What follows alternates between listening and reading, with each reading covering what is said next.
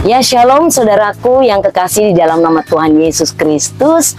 Kembali hari ini channel Eli Salat memberikan suatu narasumber untuk Bapak Ibu Saudara nikmati kesaksiannya. Ya, hubungan pribadi perjumpaan dengan Yesus itu perlu, saudara.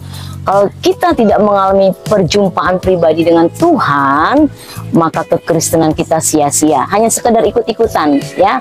Tapi saat ini saya mengucap syukur untuk segala kebaikan Tuhan. Semua pencinta Eli Salat dimanapun Anda berada, baik yang ada di Indonesia maupun yang ada di luar negeri, di Hong Kong, Australia, Amerika, dan wow, banyak sekali ya yang teman-teman saya yang ada di sana.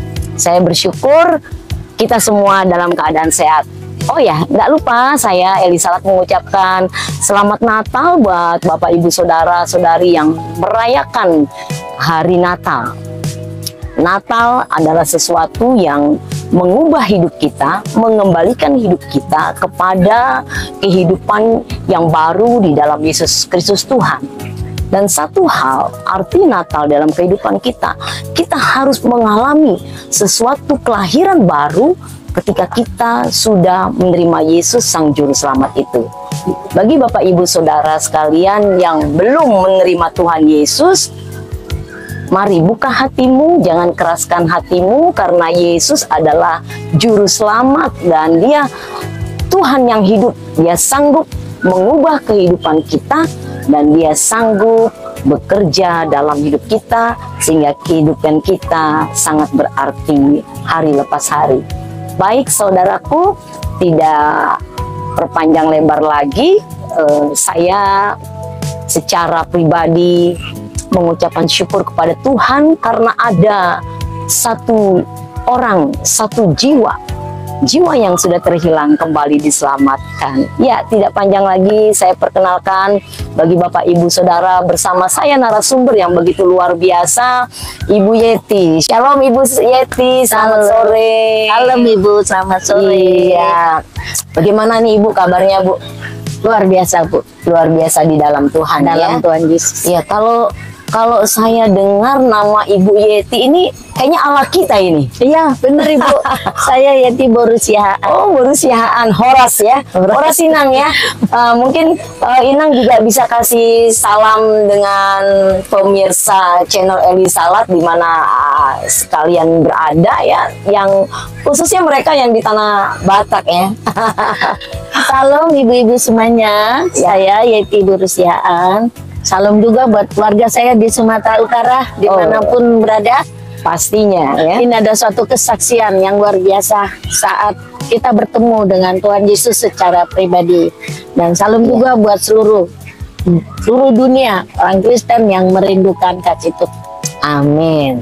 Kalau saya dengar nama belakang Borusihaan, ini pasti Kristen kan? Jarang ada yang Sihaan. Oh, banyak juga Bu. Banyak. Oh, banyak juga ya? Banyak. Oh, berarti saya nggak salah ya? Enggak. Kalau salah bener juga ya. Ibu Yeti, saya mendengar ya bagaimana Ibu berjumpa dengan Tuhan ini luar biasa. Gimana sih Bu?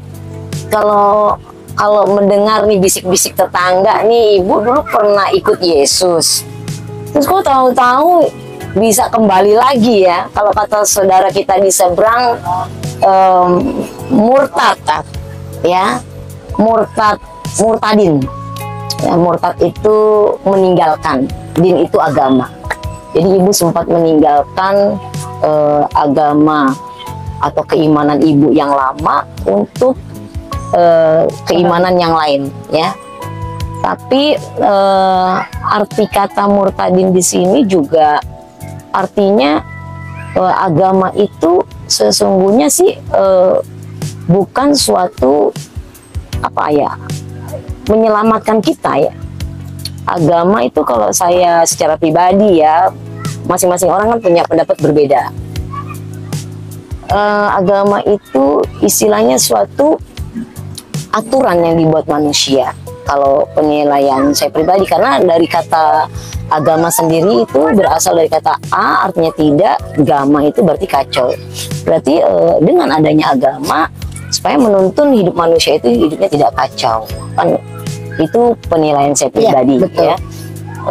Tapi ketika kita memang hidup beragama, pastinya ada hal-hal yang membuat kita juga kadang-kala jenuh karena kita merasa hidup dengan agama, Peraturan, ya, peraturan-aturan, capek kan ya, kita diatur-atur juga gitu ya, lelah gitu ya. Tapi di sini yang unik, Yesus Kristus itu datang ke dunia tidak membawa agama, ya.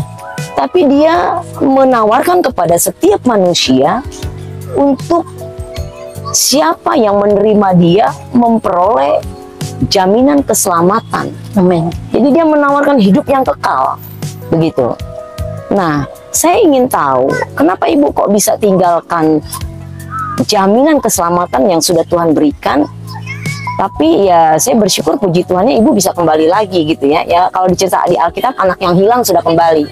Saya ingin tahu, mungkin Ibu bisa ceritakan bagaimana asal mulanya. Ini Ibu ceritanya, saya itu hanya menganut agama tanpa pengertian tentang apa arti itu agama Kristen. Iya. Sehingga waktu di masa remaja, saya kenalan dengan seorang pria yang akhirnya ini menjadi suami saya. Dan sebenarnya pria ini saya kenal waktu itu lagi acara Natal, Bu, di ruang ibadah. Oh gitu. Siapa ya? nyangka dia itu Muslim.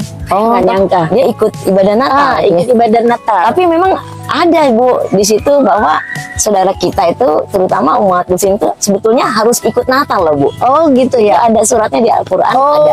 Oh. Tapi waktu itu saya bergaul sama dia, ya bisa dibilang sesuai dengan seperti orang Kristen, nggak ngerokok ya, ajaran dia nggak ngerokok, nggak minum, baik, kerja gitu, pakaiannya sopan. Nah ini kayaknya suatu favorit buat saya. Saya pikir saya udah mulai jatuh cinta nih. Udah jatuh cinta. Setelah 1 tahun saya kenal dengan dia, baru saya tahu ternyata dia Muslim. Lain percaya nama saya. Saya mulai jaga jarak karena saya tahu keluarga saya nggak mungkin. Saya juga pernah ngomong, saya ini anak penatua gereja, kamu anak Pak Haji, nggak mungkin kita jodoh. Terus dia bilang apa? Asam di gunung, ikan di laut, ketemunya gorengan. Wow, saya pikir kayak gini. Nah, tapi tetap saya jaga jarak. Ketemunya di penggorengan sih ya. Siap digoreng. Siap digoreng. Kasihan amat ya. Nah, akhirnya keluarga tahu, saya mulai dimusuhin sama keluarga, dari bapak, dari mama.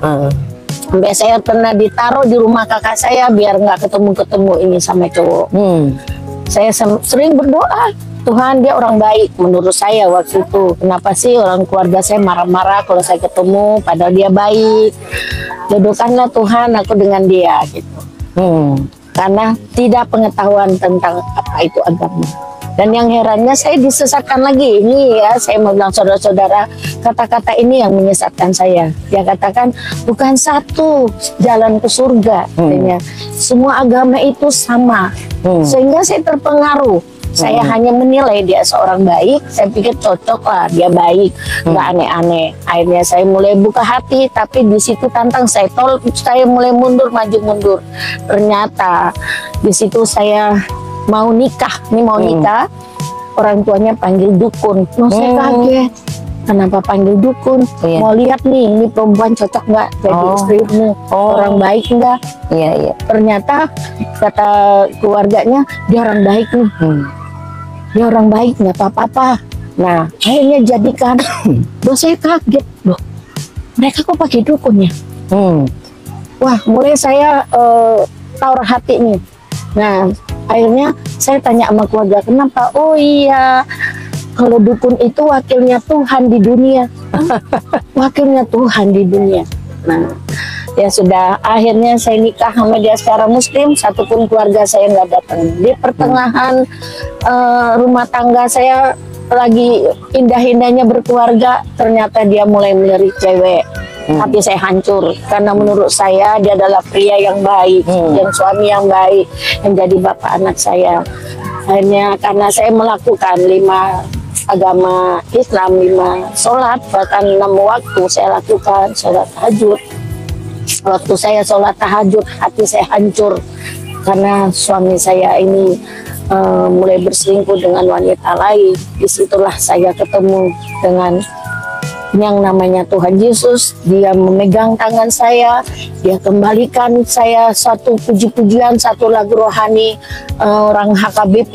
Itu doa itu, kalau pujian itu kalau diartikan ya suatu pelepasan, nyanyian pelepasan, yang pengampunan Tuhan, yang Tuhan mengakui bahwa saya ini adalah Kristen, yang artinya pengikut Kristus.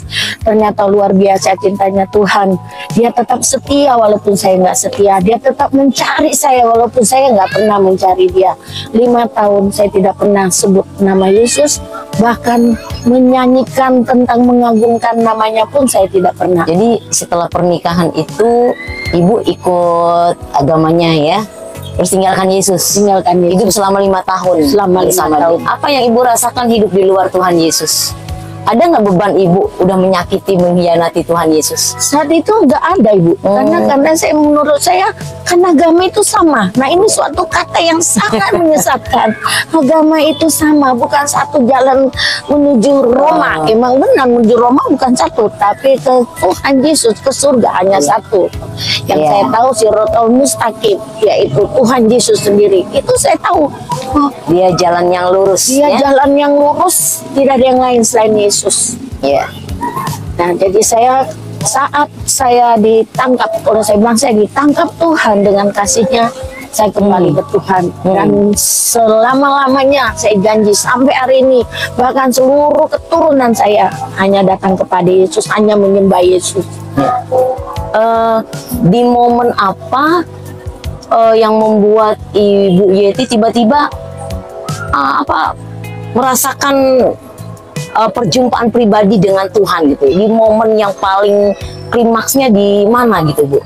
Saat saya tahu dia berselingkuh, Bu. Saat dia berselingkuh.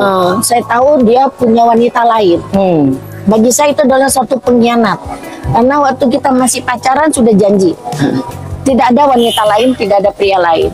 Kalau ada, masih pacaran aja. Kalau dengar aku ada pria lain, udah putuskan aja. Saya juga ngomong begitu. Kalau kamu ada wanita lain, aku anggap kamu udah nggak mau sama aku, putus saja. Karena kita tidak ada pemaksaan. Nah, setelah saya tahu, saya anggap dia pengkhianat. Pengkhianat tuh nggak ada maaf. Saya pikir gitu, udah sampai di sini saya nggak mau. Tapi nggak sampai di situ aja, Bu. Karena dia masih percaya sama ilah-ilah dunia. Jadi saya sempat seperti stres. Saya sampai pernah sebelum saya ketemu pribadi Yesus ini, saya kan stres ya dalam mikirin gitu, hati hancur itu. Anak-anak sudah ada di usia berapa kira? Waktu itu anak saya umur 3,5 tahun. 3,5 tahun Ibu mengalami stres ya, stres secara rohani juga ya, fisik juga kali ya. Fisik juga, rohani juga. Seperti rasanya hidup itu nggak ada artinya lagi, karena keluarga, istilahnya saya udah nyakiti keluarga. Kalau saya mengadu keluarga nggak mungkin gitu ya. Itu kan keputusan kamu pasti gitu. Jadi saya hanya ngadu ke keluarganya. Terus keluarganya bilang, tante ini udah kena dukun nih, kan mereka itu tukang dukun. Nah, mereka berusaha membawa saya ke dukun. Saya bilang saya nggak mau dukun, saya mau ke Tuhan aja. Nah, dikenalin lah saya sama Kiai, saya lupa waktu itu kayak apa. Kiai itu bilang begini, Ibu, saya kasih air 1 gelas. Setengah gelas Ibu minum, setengah gelas lagi Ibu cuci muka ya. Karena kebayang terus wajah yang waktu itu suami saya ini kebayang terus wajahnya. Jadi saya kayaknya tertuduh gitu, benar-benar tertuduh. Akhirnya saya berdoa, saya ikutin aja doanya. Ya Allah, kalau memang dia suamiku, kembalikan. Kalau memang tidak, aku merelakan dia, Tuhan. Pisahkan kami dengan baik-baik gitu. Singkat cerita, saya bilang saya tidak mau ke dukun. Enggak, ini bukan dukun, ini kiai, tante kiai gitu. Oke, bukan dukun ya. Nah, saya tapis, dia bilang, coba kamu setelah tahajud jangan berhenti sampai 30 hari. Kalau sampai 30 hari, saya nggak bisa obatin kamu, berarti ya selamanya dah kamu gila gitu. Itu kata si Pak Kiai. Tapi puji Tuhan, ke 29 hari saya sholat tahajud itu, Tuhan tangkap saya. Tuhan datang merangkul saya sambil bernyanyi.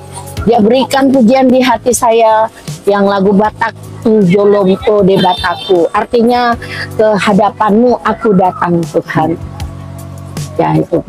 Jadi pada saat momen Ibu Yeti sholat tahajud ya, lalu Yesus hadir menampakkan dirinya, Iya. dan memanggil ibu kembali untuk mengikuti dia, Iya. jalan yang lurus Iya. itu ya. Ya, memang pada saat kita sudah dipilih oleh Tuhan dari sejak kandungan, meskipun kita mencoba untuk lari dari Tuhan, kalau memang Ibu Yeti dipilih Tuhan, dia akan cari. Amin. Tetap Yesus akan cari dombanya yang tersesat. Amin. Ya, saya sampai merinding Ibu ngomong-ngomong. Yesus tuh memang luar biasa ya saudara ya. Meskipun kita sudah banyak menyakiti dia, kita sudah coba tinggalkan dia, tapi karena bukti kasihnya yang besar kepada kita semua, kepada isi dunia ini, kepada Ibu Yeti ya, yang sudah berusaha untuk meninggalkan, akhirnya dia kembali. Seperti ada cerita di Alkitab tentang anak yang hilang ya, dan karena kasih Tuhan yang begitu besar kepadanya, sehingga dia boleh kembali dalam ke tengah-tengah keluarganya ya.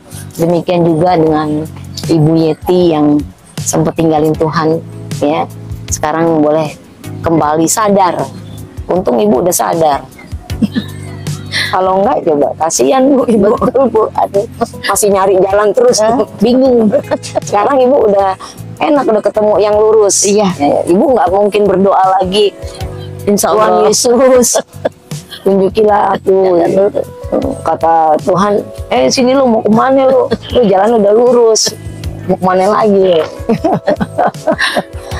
Ya, jadi saudara, memang begitu luar biasa ya hidup di dalam Tuhan. Inilah memang saat-saat kita hidup dalam Tuhan, diproses, diuji, apakah kita betul-betul sungguh-sungguh mengikut dia.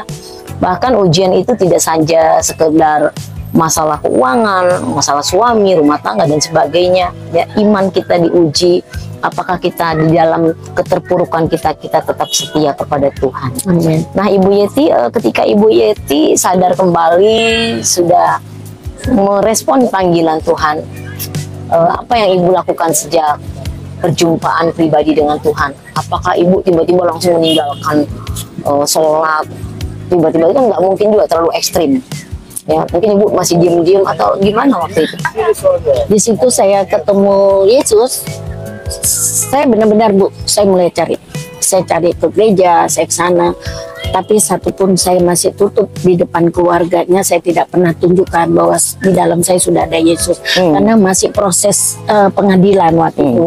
Kalau saya langsung ngaku, saya udah kembali ke Tuhan Yesus, pasti anak saya nggak akan dikasih, saya urus. Jadi saya tetap sholat, tapi yang saya panggil Tuhan Yesus. Saya tetap sholat, tapi saya panggil Tuhan Yesus. Nah, itulah yang membuat saya semakin oke, saya kembali ke Tuhan Yesus, semakin mencari Tuhan sungguh-sungguh. Walaupun saya masih harus melakukan yang 5 waktu, karena itu yang saya pikir biar saya bisa mempertahankan anak saya. Tapi sekarang udah nggak menjalankan lagi dong, udah ikut Yesus 100%. Oh iya, lupa malah Bu. Yang herannya kok saya bisa lupa, tadi masih ingat ayat-ayat kursi, masih ingat. Itu semua ayat dikasih tahu, saya masih ingat. Kok itu langsung bless, saya benar-benar lupa. Dan saya mencari itu. Ya, memang pernikahan Kristen saudara sekali seumur hidup sampai mampus. Iya. Ya, karena pada saat Anda diberkati, Anda berjanji di hadapan Tuhan dan di hadapan jemaat. Iya. Jadi kalau Anda mengingkari janji itu, maka Anda yang berhadapan dengan Tuhan. Ya, Anda akan menerima risikonya dari Tuhan. Ya, kecuali maut yang memisahkan. Iya. Ya, kita mau menikah lagi silakan, enggak juga enggak apa-apa. Tapi itulah perbedaan pernikahan dalam kekristenan seperti itu. Iya. Ya. Mau suami tambah botak, tambah gendut, tetap lo harus cinta. Iya. Ya, ya meskipun mungkin ada orang yang di luar sana ada yang begitu-begitu, ya itu perlu dipertanyakan kekristenannya. Tapi orang Kristen yang sungguh-sungguh hidup dalam Tuhan Yesus, dia akan taat dan melakukan firman-Nya. Ya. Apa yang disampaikan oleh firman Tuhan, ya, dia akan melakukan, dan dia tidak akan melakukan di luar aturan yang Tuhan berikan. Gitu. Yang terakhir Bu Yeti, setelah Ibu Yeti ikut Tuhan, anak-anak bagaimana ikut Ibu Yeti ikut Tuhan Yesus atau Anak-anak saya ambil keputusan harus ikut saya. Anak saya cuma satu, Ibu. Walaupun waktu itu suami saya ngotot, dia mau bagaimana cara biar dia bisa ngambil anak saya. Tapi saya bilang, saya tidak bisa pisah dengan anak saya. Satu malam pun saya tidak bisa pisah. Karena niat saya tidak ada untuk kawin lagi. Satu tujuan saya membesarkan anak ini. Karena dia sudah terlanjur lahir ke dunia, yang ini adalah tanggung jawab saya. Dia nggak kepengen lahir ke dunia tanpa keinginan saya sebagai orang tua. Akhirnya puji Tuhan, di situ saya ambil keputusan. Apakah saya gampang jalan hidup? Oh tidak, saya tetap hanya mengandalkan Tuhan. Kadang nggak punya beras, gas nggak ada, tapi tepat pada waktunya Tuhan tolong Tuhan ya. tolong. Selalu Tuhan tolong, banyak cara Tuhan menolong. Amin. Sehingga saat ini saya nggak takut. Apapun yang terjadi selama saya mengandalkan Tuhan, selama iman saya kepada Tuhan, Tuhan sanggup buat yang tidak ada menjadi ada. Haleluya. Yang tidak mungkin menjadi mungkin. Amin. Dan mari, saya percaya lewat kejadian ini, iman saya, Tuhan Engkau segala-galanya bagiku. Amin. Engkaulah tujuan hidupku menyenangkan. Amin. Baik, terima kasih Ibu Yeti buat kesaksiannya yang luar biasanya. Jadi kalau udah ikut Yesus jangan kemana-mana lagi dong. Pasti sekali Yesus harus tetap Yesus ya. Amin. Iya. Yang hadong deui, yang hadong deui campur-campur. Ya, baik saudaraku yang kasih dalam Yesus Kristus Tuhan, tetap semangat ya. Tahun 2023 akan kita tinggalkan beberapa hari lagi. Ya, tahun 2024 kita akan hadapi lagi bersama Yesus. Tetap lakukan perkara yang besar. Amin. Apapun yang akan terjadi dalam hidup Bapak Ibu Saudara, tetap pegang erat janji Tuhan. Karena janjinya ya dan amin. Terima kasih saudaraku, Tuhan Yesus memberkati. Shalom. Hadapin semua yang tak